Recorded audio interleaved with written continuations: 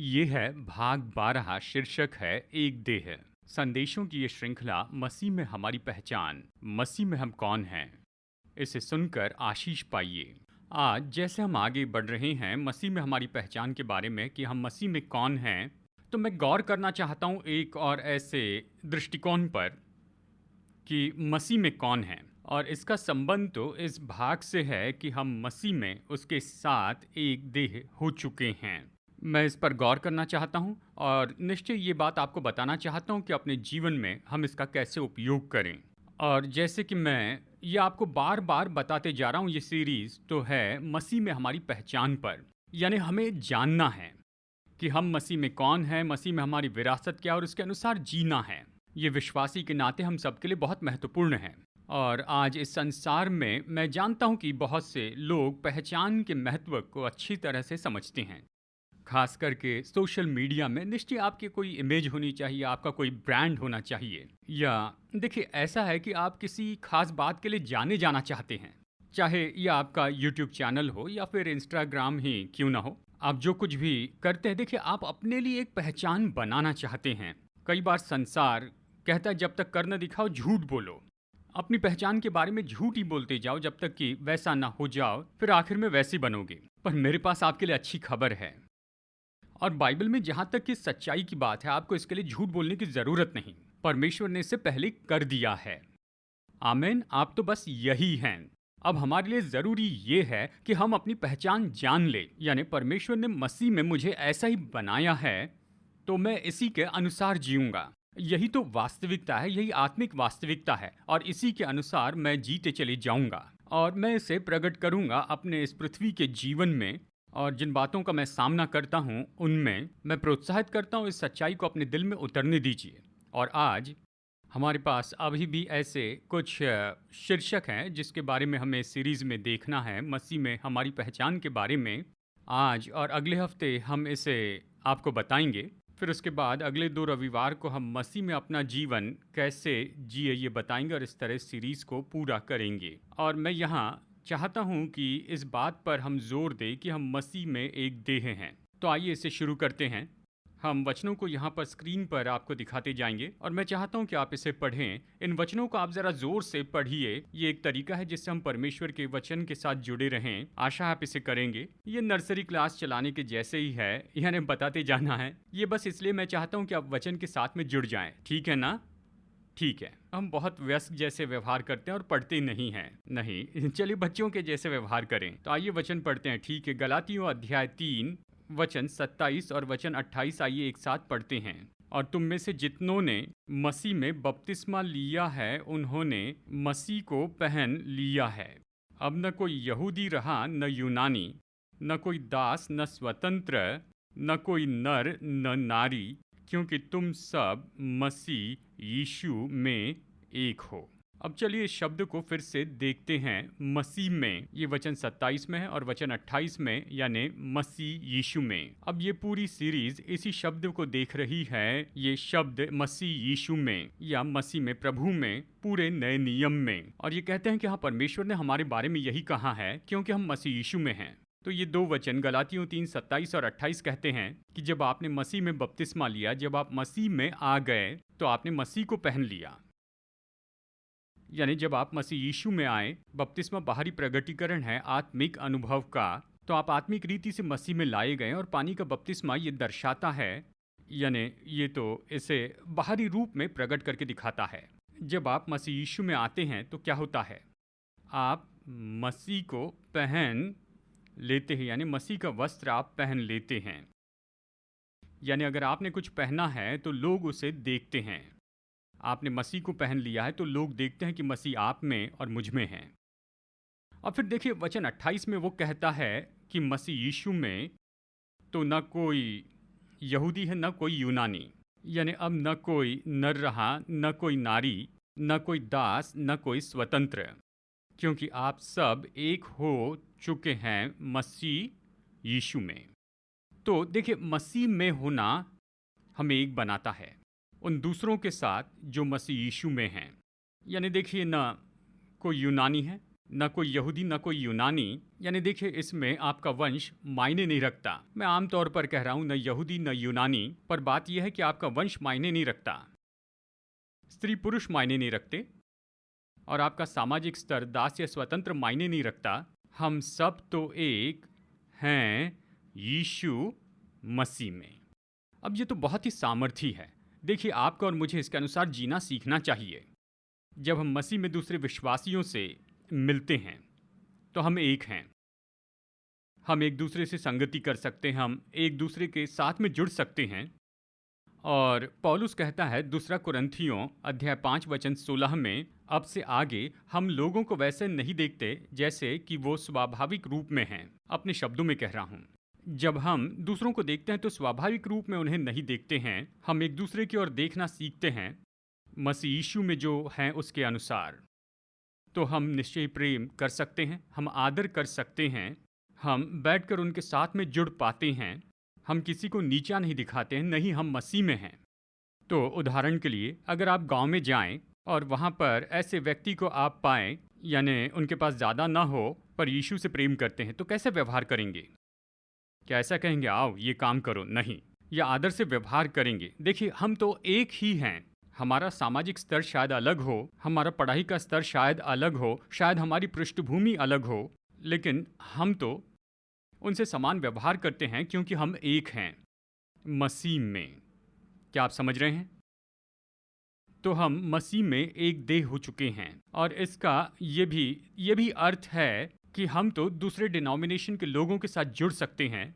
इसी तरह से शायद देखिए कोई बैप्टिस्ट हो या मेथडिस्ट हो या फिर शायद यानी कोई भी डिनोमिनेशन के हो, पर हम तो विश्वासी हैं, प्रभु यीशु मसीह पर विश्वास करते हैं। हाँ निश्चय कुछ फ़र्क होगा, हाँ निश्चय फ़र्क होगा आराधना करने के स्टाइल में, हम जैसे प्रचार करते हैं या फिर जिस तरह से प्रार्थना करते हैं, ये सब ठीक है। लेकिन देखिए इससे हटकर हम तो मसीह में एक हैं यीशु में। तो मैं बैठकर निश्चय ही आपसे बात कर सकता हूँ। मैं फ़र्क के बारे में चुनाव नहीं करूँगा, ऐसी बहुत सी बातें हम में समान है तो मैं उन बातों को चुनूंगा और संगति में अच्छा समय बिताऊंगा, चाहे वो अलग डिनोमिनेशन से ही क्यों ना आ रहे हो, क्योंकि चाहे कुछ भी हो हम तो मसीह यीशु में एक हैं। देखिए तुलना की कोई ज़रूरत नहीं कि कहे देखो एपीसी में हम इस तरह से करते हैं और आप लोग जो अपने चर्च में करते हैं ये उससे बेहतर हैं। नहीं, ऐसी चीज़ों की ज़रूरत नहीं। देखिए ये तो फ़र्क है, ये तो बस प्रकट करने का फ़र्क है, या कहिए अलग स्टाइल है, या हम अलग तरह से काम करते हैं। लेकिन सच में बाइबल कहती है कि हम मसीह यीशु में तो एक हैं। स्त्री और पुरुषों के बारे में भी यही, हम स्त्रियों को अपने से कम नहीं समझते हैं, नहीं, हम सब एक जैसे ही एक समान हैं, हम सब मसीह यीशु में एक हैं। तो फिर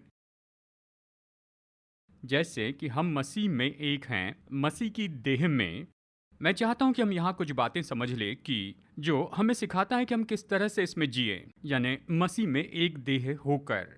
पहली बात की ओर ध्यान लेकर आना चाहता हूं कि बाइबल कहती है कि हम परमेश्वर के निवास स्थान हैं, और इसके लिए तो बहुत से वचन हैं, लेकिन आज के संदेश के लिए मैंने इनमें से केवल कुछ ही वचनों को चुन लिया है। अब चलिए देखते हैं इफिसियों अध्याय 2 वचन 21 और वचन 22 में। आइए इसे एक साथ पढ़ते हैं। इफिसियों 2 वचन 21 और 22। अब ये वाक्य कि प्रभु में या जिसमें, क्योंकि यह हमें बताता है कि हम मसीह यीशु में कौन हैं। आइए इसे एक साथ पढ़ते हैं। इफिसियों 2 21 और 22। जिसमें सारी रचना एक साथ मिलकर प्रभु में एक पवित्र मंदिर बन जाती है, जिसमें तुम भी आत्मा के द्वारा परमेश्वर का निवास स्थान होने के लिए एक साथ बनाए जाते हो। अब ये शब्द देखिए, जिसमें वचन 21 में ये तो दोहराया गया, वचन 21 के अंत में प्रभु में, वचन 22 की शुरुआत जिसमें। तो ये कहता है कि मसीह यीशु में हम यही तो हैं। हम मसीह में कौन हैं? हम तो एक साथ मिलकर जो एक साथ बनाए जाते हैं कि परमेश्वर का निवास स्थान हो जाए।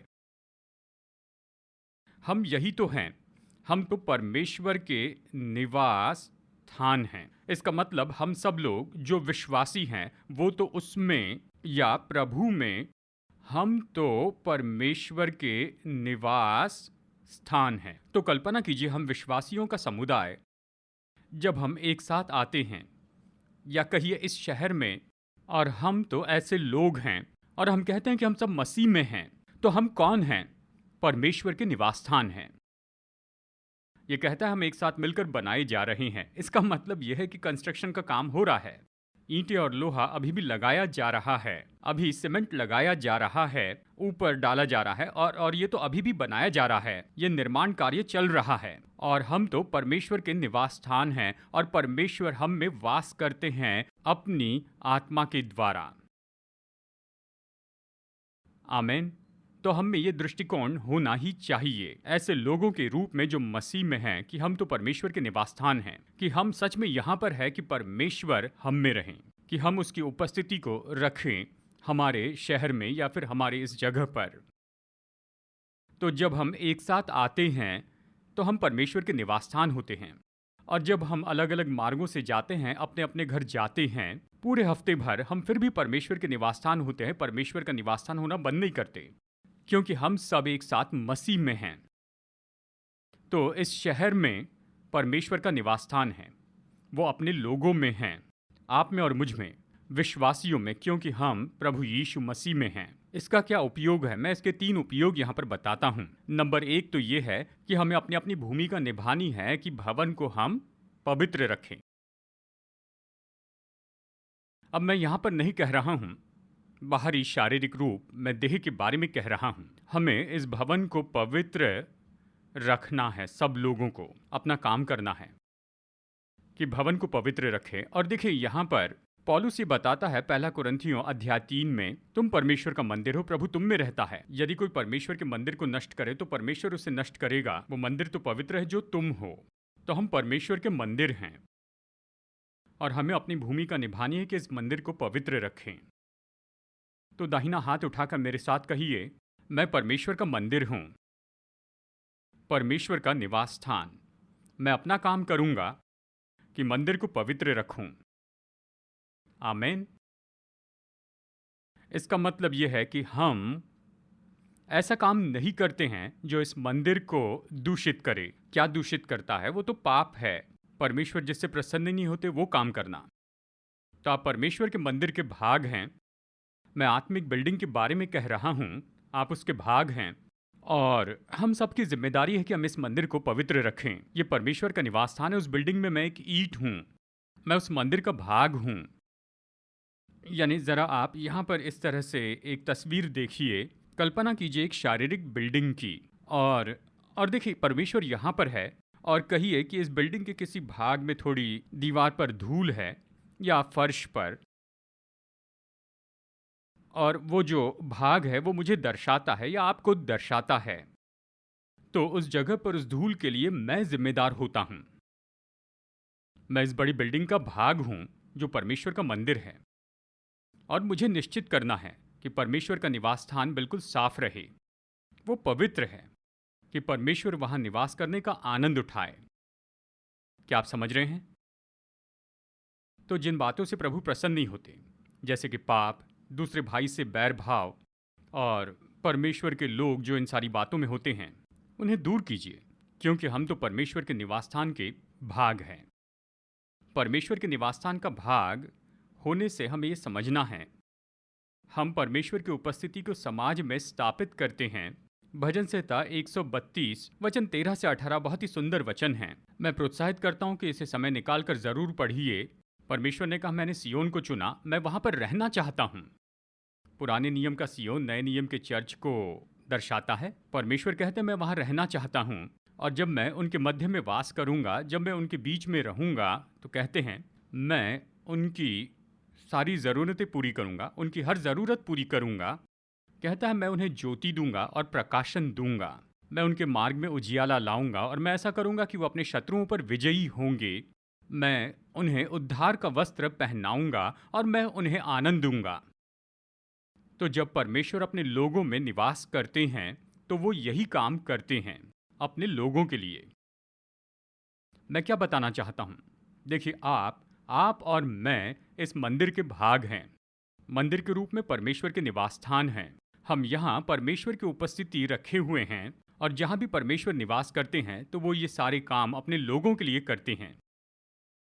तो देखिए, अब जबकि हम इस निवास स्थान के भाग है, इस विश्वासियों की देह के भाग हैं। जब प्रभु की उपस्थिति हम में होती है स्तुति और आराधना के द्वारा और बस प्रभु का आदर करने के द्वारा, तो देखिए क्या होगा, केवल आप ही आशीष नहीं पाएंगे लेकिन दूसरे लोग भीतर आएंगे और इस देह के भाग हो जाएंगे और वो भी इस आशीष का भाग हो जाएंगे। परमेश्वर कहता है मैं भूखे को भोजन दूंगा, मैं उनकी जरूरतें पूरी करूंगा, मैं उन्हें उद्धार दूंगा, मैं उन्हें आनंद का वस्त्र दूंगा, मैं उनके जीवन में विजय दूंगा। क्या आप नहीं चाहते कि यह आपके जीवन में हो जाए और दूसरे लोगों के जीवन में भी?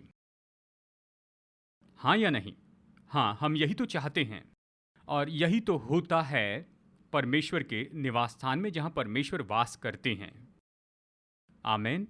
तो लोगों को उत्साहित होना है, उन्हें कहना चाहिए कि मैं जाकर इस समाज का भाग हो जाना चाहता हूं, क्योंकि जब लोग इस समाज में आएंगे जहां पर परमेश्वर का निवास है, उनकी जरूरतें पूरी होंगी, उनकी जिंदगी बदल जाएगी। परमेश्वर उन लोगों को विजयी बनाते हैं, परमेश्वर उन्हें ज्योति और प्रकाशन देते हैं, परमेश्वर उनके मध्य में रहते हैं और उनके मध्य में काम करते हैं।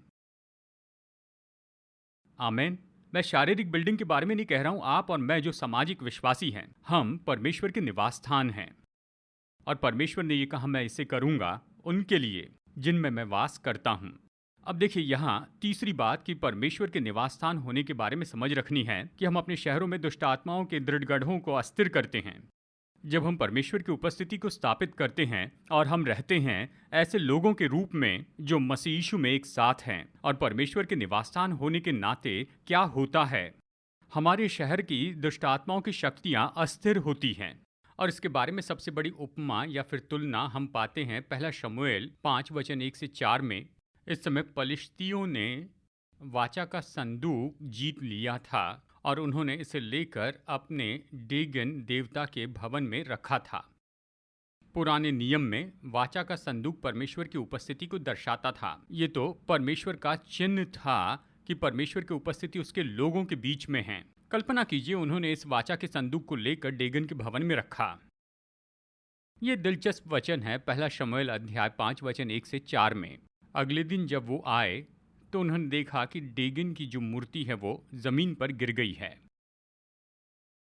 तो फिर डेगन को उठाकर उसकी जगह पर फिर से रखा। फिर अगले दिन वापस आए, उन्होंने पाया कि वो गिर गया और टूट गया है। क्या हुआ था? वो संदूक लेकर आए थे, परमेश्वर की उपस्थिति के चिन्ह को लाए थे और उसने उसे अस्थिर कर दिया जो डेगन दिखाया करता था। क्या आप प्रकाशन पा रहे हैं? क्या आप समझ रहे हैं कि जब हम परमेश्वर की उपस्थिति को स्थापित करते हैं तो क्या होता है? हम अस्थिर करते हैं अंधकार की सामर्थ को अपने शहर में। आमीन। और देखिए हम परमेश्वर के निवास स्थान हैं। जब हम आराधना के लिए आते हैं, जैसे हम हर हफ्ते आते हैं, बाइबल कहती है परमेश्वर हमारे मध्य में विराजमान होते हैं। वो अपने लोगों की स्तुति पर विराजमान हैं। जब परमेश्वर सिंहासन पर है तो किसको सिंहासन से निकाला गया? आमीन। और देखिए यही तो हुआ, और क्या हुआ उसे समझना इतना महत्वपूर्ण है कि हम परमेश्वर के निवास स्थान हो जाए। ये इतना महत्वपूर्ण है। और जब हम एक साथ आते हैं और उसके निवास स्थान की पवित्रता को बनाए रखते हैं, प्रभु की उपस्थिति को स्थापित करते हैं, तो आत्मिक क्षेत्र में सब कुछ होता है। एक और दृष्टिकोण है कि हम तो मसीह की देह में एक हैं, और ये तो प्रकट किया जाता है जब हम एक रोटी और एक प्याले में से लेते हैं, जिसे हम नियमित रूप में करते हैं महीने में एक बार। और मैं बस चाहता हूं कि यहां पर इसके बारे में बताऊं।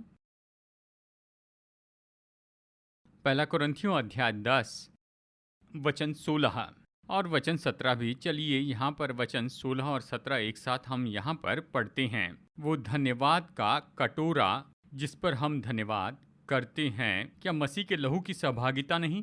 वो रोटी जिसे हम तोड़ते हैं, क्या वो मसीह की देह की सहभागिता नहीं? इसलिए कि एक ही रोटी है, तो हम भी जो बहुत हैं एक देह हैं, क्योंकि हम सब उसी एक रोटी के भागी होते हैं। तुम प्रभु के कटोरे और दुष्टात्माओं के कटोरे दोनों में से नहीं पी सकते। तुम प्रभु की मेज और दुष्टात्माओं की मेज दोनों में साझी नहीं हो सकते। प्रभु कहते हैं आशीष का कटोरा है, तो जब हम वो कटोरा पाते हैं, यह आशीष का कटोरा है, आप अपने जीवन में आशीष प्राप्त करते हैं, आप उसे पीते हैं और आप कहते हैं प्रभु आपने जो आशीष दी है उसे मैं पाता हूँ, ये तो यीशु के लहू और उसकी देह के द्वारा है। ये कहता है जब हम उस प्रभु भोज में शामिल होते हैं, यानी हम में से हर एक व्यक्ति व्यक्तिगत रूप में संगति करता है, यानी यीशु के लहू में और देखिए यहाँ पर यीशु की देह में भी, यानी हम व्यक्तिगत रूप में उन आशीषों को प्राप्त करते हैं जो कि क्रूस के द्वारा हम तक आती हैं, उसके बहाए गए लहू और उसकी देह के द्वारा। लेकिन ऐसा करने के द्वारा ये कहता है हम तो एक दूसरे के साथ एक देह हैं, क्योंकि देखिए हम सब लोग तो भागी होते हैं उसी देह में और उसी के लहू में। तो देखिए प्रभु भोज हमारे साथ प्रभु का अद्भुत प्रगटीकरण है, लेकिन ये भी प्रकट करता है कि एक दूसरे के साथ हमारी वाचा है। हम कह रहे हैं कि मैं तो वाचा में हूँ, मैं सहभागी हूँ हमारे समाज में, और हम सब सहभागी हो रहे हैं उसी एक कटोरे में और उसी लहू में, या उसी लहू में और उसी देह में। आमेन। तो जब भी आप ऐसा करते हैं, जबकि आप और मैं हम आपको प्रोत्साहित करते हैं कि हम विश्वास करें कि प्रभु हमें छू ले, तो इसके साथ में हम समझ ले कि हम कह रहे हैं कि मैं उन सभी के साथ में एक हूं जो अभी इसे कर रहे हैं।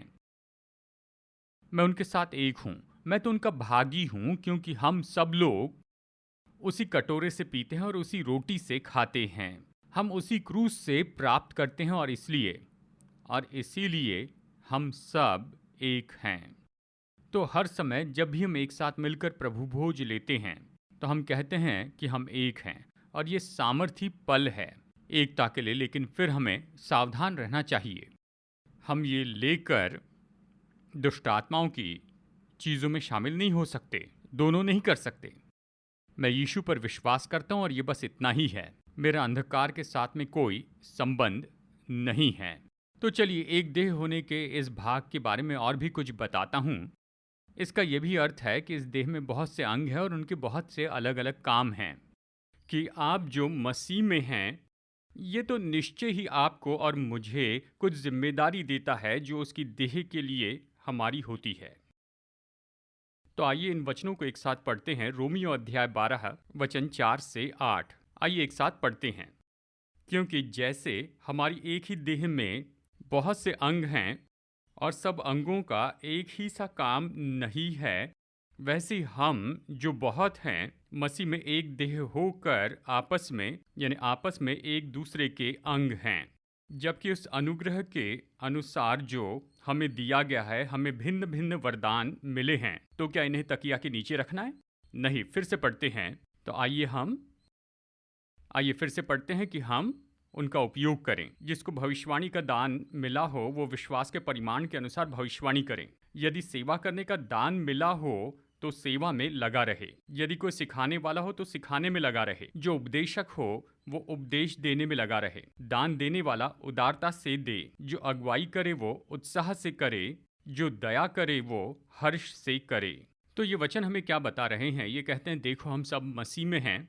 मसीह में ये जो शब्द हैं ये इन वचनों में है। मसीह में हम एक देह हैं और उस एक देह का भाग होने के नाते ये आपको काम करने वाला अंग बनाता है उस देह में। तो मेरे साथ में कहिए, मैं काम करने वाला अंग हूं।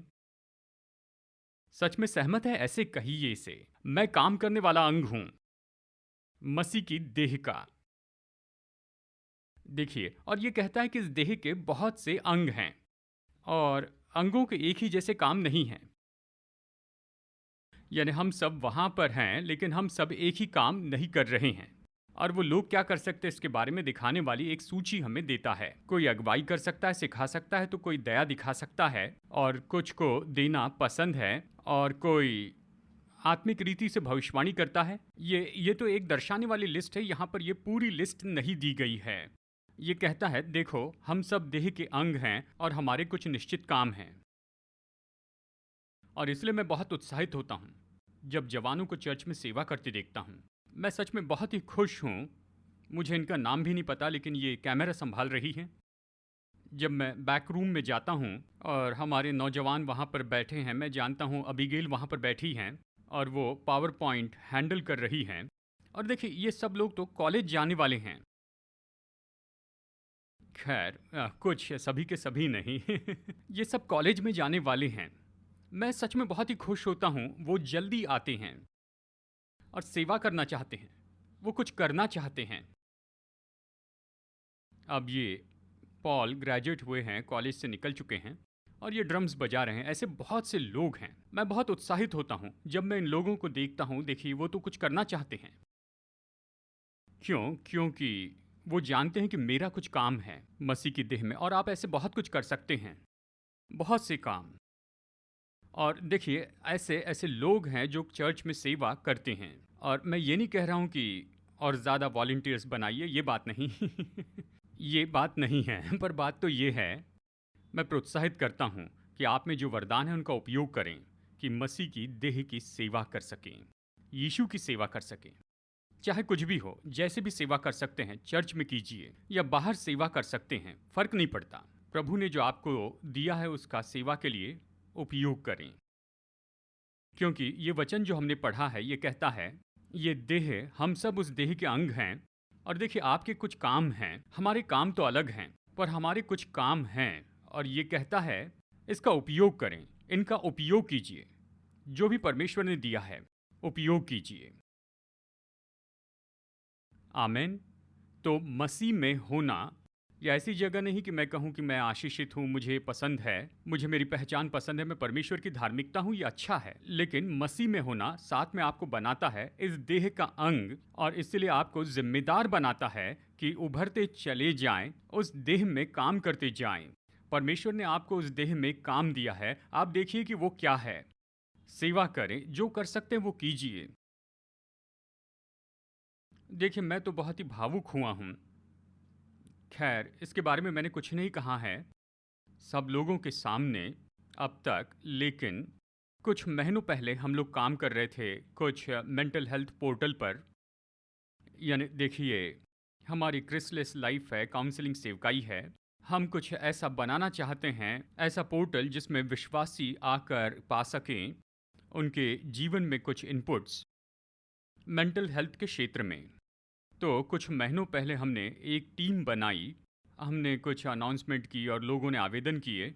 हमने टीम बनाई और एक बात ने मुझे छू लिया, वो है, मैं व्यस्क शब्द कह रहा हूँ, अगर वो व्यक्ति इसे सुनेंगी वो सराहना करेगी, लेकिन उनकी उम्र ज़्यादा है हमारी तुलना में, और वो कोयम्बतूर में हैं और उन्होंने आवेदन किया। मैंने रेज्यूमे देखा, वो तो कई पन्नों का था, क्योंकि उनके पास इतना अनुभव था। उन्होंने मास्टर्स इन इंग्लिश लिटरेचर किया था और बहुत कुछ पढ़ा था।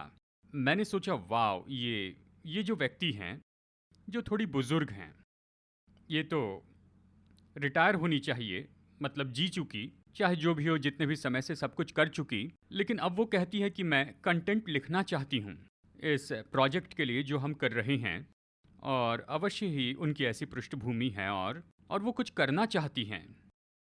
और मैंने सोचा वाह, हम अक्सर ऐसा नहीं देखते हैं। मैं तो खुद प्रोत्साहित हुआ हूँ कि यानी उन्होंने इस तरह से कहा कि मैं टेक्नोलॉजी में उतनी अच्छी नहीं हूँ लेकिन हर कोशिश करूँगी। और मैंने सोचा कोई समस्या नहीं, हाँ आगे बढ़िए। और वो उस टीम में जुड़ी हैं, थोड़ी व्यस्क हैं और वो सहयोग दे रही हैं उसमें जो जिसमें हमारी कलीसिया जुड़ी है। आशा है जब इसे लॉन्च करेंगे तो ये आशीष देगा सैकड़ों हज़ारों को, शायद हज़ारों हज़ार लोगों को, यानी, लेकिन वो उसका भाग हैं। मैं ये क्यों कह रहा हूँ? क्योंकि मैं सोचता हूँ हम सब लोग, हम मौका ढूंढ सकते हैं कि सेवा करें, चाहे जो भी महारत हम लोगों में है, कि सेवा करें मसीह की देह की, प्रभु के राज्य की। और ये वचन तो हमें बस यही बता रहे हैं कि हम सब देह के अंग हैं और हमारे काम हैं और हमें वरदान दिए हैं, अनुग्रह और वरदान हमें दिए गए हैं उस काम के संबंध में। तो हमें क्या करना चाहिए? उनका उपयोग करना चाहिए। आमेन। ठीक है, आमेन नहीं कहा, जरूरी है ठीक है। तो ये आप पर दबाव नहीं डालेगा, पर आपको प्रोत्साहित करेगा। जो भी हो सकता कीजिए कि मसीह की देह में उसकी सेवा करें। और जब हम ऐसा करते हैं तो याद रखिए, हम एक साथ सेवा कर रहे हैं। हम अकेले होकर सेवा नहीं कर सकते। देखिए, हम देह में दूसरे लोगों के साथ सेवा करते हैं। और यहाँ तक कि कलीसिया में जब मैं देखता हूँ तो कहता हूँ, प्रभु, हम जो कुछ भी चर्च में कर रहे हैं, हम उन लोगों की मदद के बिना नहीं कर सकते। वो सब जो सेवा कर रहे हैं, या दूसरे काम कर रहे हैं, हम सेवा कर रहे हैं। हम एक साथ सेवा करते हैं और एक दूसरे के लिए आदर रखते हैं। मतलब हर एक को परमेश्वर ने वरदान दिया है, हम हर एक के वरदान का आदर करते हैं। जिस तरह से वो सेवा करते हैं, जिस तरह से सेवकाई करते हैं, हम एक साथ मिलकर देह के रूप में सेवा करते हैं। किसी को तुच्छ नहीं जानते हैं, और जैसे कि किसी को नीचे गिरा कर नहीं देखते हैं, पर हम आदर से सेवा करते हैं, एक दूसरे के लिए आदर रखते हैं। ये बताया गया 1 कुरिन्थियों 12 से 27 में। और अंत में मैं और 2 पॉइंट आपको बताना चाहता हूँ। तो देखिए, हम एक साथ मिलकर मसीह को दर्शाते हैं। हम एक साथ मिलकर मसीह को दर्शाते हैं। तो चर्च के रूप में, एक समूह के रूप में, हम यीशु को अपने कामों में दर्शाते हैं। तो हमें उन मार्गों के बारे में सोचना है जिनके द्वारा हम एक साथ मिलकर यीशु को ला सके अपने शहर में, हमारे देश में और संसार के देशों में एक साथ। और देखिए, एक चर्च के रूप में शायद हम किसी चीज़ को शुरू करें, कुछ प्रोजेक्ट्स या फिर सेवकाई को, और कहिए जो दिलचस्प है, एक साथ में आए और इस तरह से पूरे संसार पर प्रभाव डाले। और जिस तरह से हो सके इसमें जुड़ जाइए और इस बात को समझ लीजिए जैसे एक साथ काम कर रहे हैं। ऐसा करने के द्वारा यीशु को संसार के सामने दर्शाए, उसे संसार के सामने लाए। एक समूह के रूप में हम तो यीशु को संसार के सामने ला रहे हैं। और ऐसे आज तो बहुत से अवसर हैं, और मैं तो इसके बारे में सोच रहा था। यानी जानते हैं, भूतकाल में, और शायद हो सकता है कि हमारे लोग इसे करें, मैं कह रहा हूँ ज़्यादातर बीते समय में, 20-30 साल पहले सड़क के कोने पर खड़े रहकर ट्रैक्स बांटते थे। मैंने ये किया है ब्रिगेड रोड, एमजी रोड पर और बहुत सी अलग जगह पर खड़े रहकर ट्रैक्स बांटता था, यीशु का संदेश देता था लोगों को। और ये तो बिल्कुल ऐसे बांटते थे, पता नहीं कितने लोग उसे पढ़ते थे। शायद 100 में से कोई एक उसे देखता होगा और दूसरे शायद फेंक देते होंगे, लेकिन 100 में से कम एक तो बस खड़े रहकर ट्रैक्स बांटते थे। लेकिन आज प्रभु का धन्यवाद हो ऑनलाइन मंच के लिए जो कि हमारे लिए उपलब्ध है। ज़रा सोचिए, लिंक्डइन, और ये किसी प्लेटफॉर्म का प्रमोशन नहीं है मैं तो बस ऐसे बता रहा हूँ। मैं इसके बारे में सोच रहा था। जानते हैं, देखिए, ये तो मार्केट प्लेस है, और ये तो ग्लोबल मार्केट प्लेस है। मतलब यानी यहाँ लाखों करोड़ों लोग हैं और ये मुफ्त में है। यानी जब ट्रैक्स बांटना था तो ट्रैक्स प्रिंट करने के लिए पैसे लगते थे शारीरिक रूप में सड़क के किनारे खड़े रहना पड़ता था और देना पड़ता था। लिंक्डइन पर आप देखिए, अपने कमरे में बैठ सकते हैं और इसके लिए कुछ कीमत नहीं लगती है कि अकाउंट बनाएं और फिर कुछ जानकारी रखना शुरू कीजिए। और जो कर सकते हैं कीजिए। परमेश्वर हमें महारत और रचनात्मकता देते हैं, बुद्धिमत्ता, बुद्धि और सब कुछ, कि कैसे इसे बताते जाएं। और आप मार्केट प्लेस में हैं, वहाँ पर हैं जहाँ लोग हैं, और आप लोगों पर प्रभाव डाल सकते हैं, चाहे वो 1 हो, 10 हो या 100 हो या 1000 हो। यानी लाखों करोड़ों पर प्रभाव डाल सकते हैं, हो सकता है। लेकिन अगर 10 पर भी प्रभाव डालें, आप जो लिखते हैं वहाँ पर पोस्ट करते हैं, इसके लिए कुछ चुकाना नहीं पड़ता है। बस थोड़ा रचनात्मक विचार हो और प्रार्थना करें और बस इसे लिखते जाएं। और ये तो अवसर है और ये हम सभी के लिए उपलब्ध है। क्या आप सुन रहे हैं?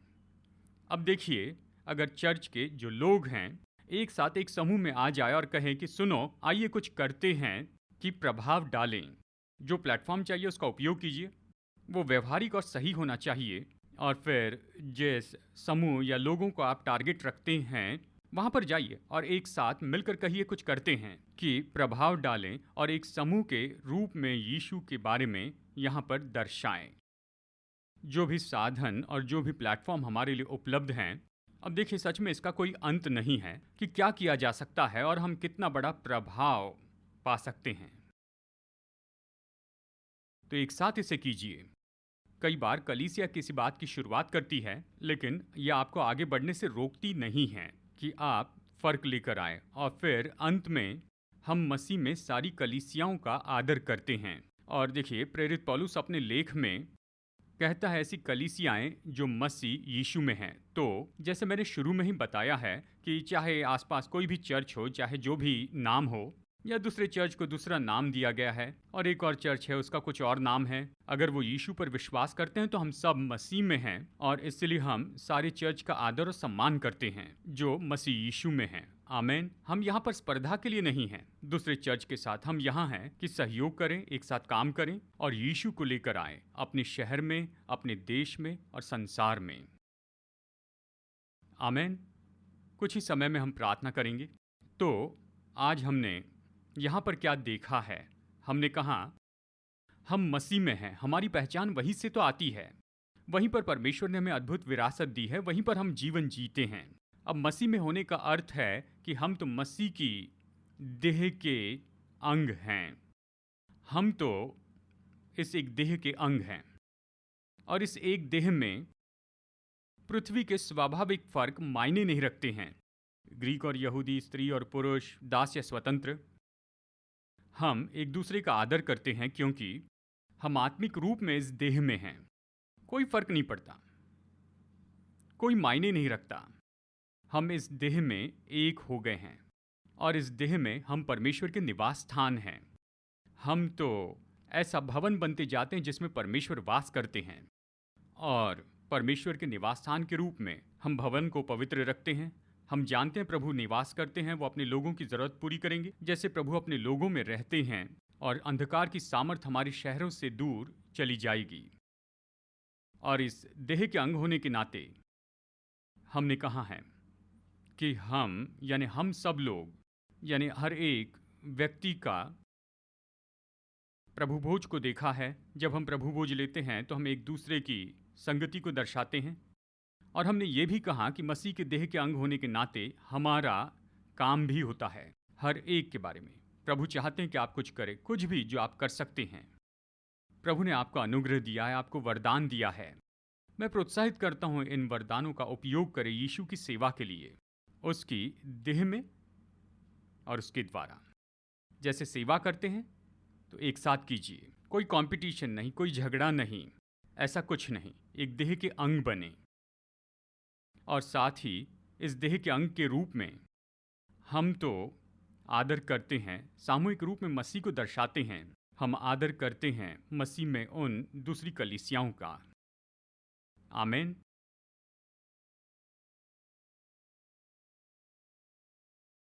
तो आइए कुछ समय लेते हैं कि हम परमेश्वर से प्रार्थना करें। और हमने आज सुबह प्रार्थना के साथ शुरुआत की और प्रभु से कहा, मैं आपके लिए कुछ करना चाहता हूँ, आपके राज्य के लिए कुछ करना चाहता हूँ। मेरा जीवन इस योग्य हो। मैं जानता हूँ आप ऐसा करते हैं और यह अद्भुत है, बहुत अद्भुत है। या शायद कुछ लोगों ने अब तक अपनी जगह नहीं पाई है, यानी आप तो निश्चित नहीं कि क्या कर सकते हैं। ये ठीक है, हमने ऐसी शुरुआत की थी। बस प्रार्थना कीजिए, प्रभु मैं यीशु आपकी देह का अंग हूँ। मैं चाहता हूँ कि आपकी देह के लिए मेरा जीवन उपयोगी हो। मसीह की देह की उन्नति के लिए, मसीह की देह को बल देने के लिए, जो कि निश्चय दूसरे लोग हैं जो मसीह में हैं। आइए प्रार्थना करते हैं।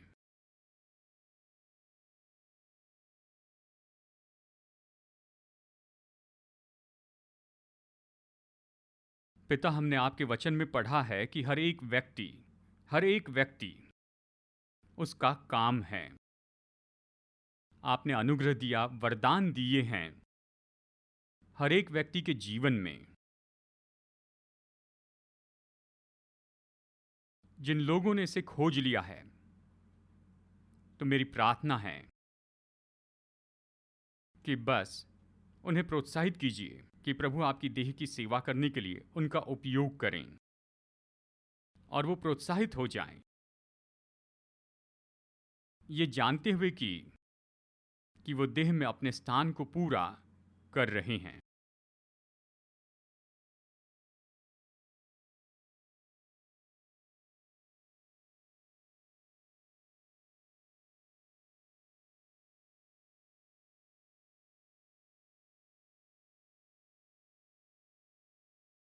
और जो लोग नहीं जानते हैं कि उनका अनुग्रह क्या है, उनके वरदान क्या हैं, प्रार्थना करता हूं कि अपने नम्र और प्रेमी तरीके से जो उनके आसपास हैं या उनके सामने आने वाले अवसरों से इनके अंदर ये जागृति लाइए और ये खोजने पाए वो अनुग्रह और वरदान जो आपने इनके जीवन में रखे हैं। इन्हें रचनात्मक विचार दीजिए कि कैसे इसमें काम कर सकते हैं, कलीसिया में, मसीह की देह में, लोगों के लिए, और इसे आशीष दीजिए, फलवंत बनाइए, इसे प्रभावी बनाइए प्रभु। वो जो लोग करते हैं उसके कारण दूसरों का जीवन बदल जाए, क्योंकि ये उन सारे अनुग्रह और वरदान का उपयोग करते हैं जो आपने इनमें रखे हैं।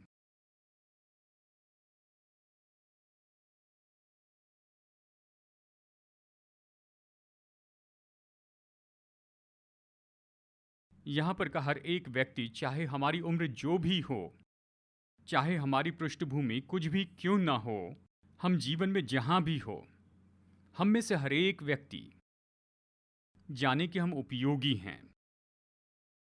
हम उपयोगी हैं मसीह की देह में। आपके लिए स्थान तो निश्चित है। आपने हर एक के ऊपर अनुग्रह और वरदान रखे हैं और प्रभु ये आपके राज्य के लिए बहुत फल लाएं।